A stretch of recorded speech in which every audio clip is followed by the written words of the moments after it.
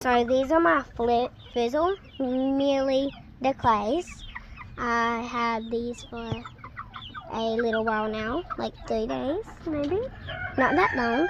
This is my rooster. We got one rooster, 3 hens, so here's my rooster.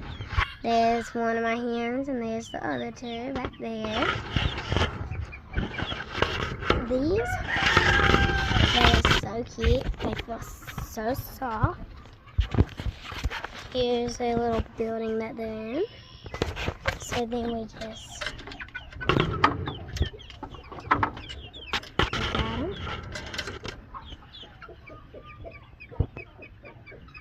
They are just so cute. They are just so cute.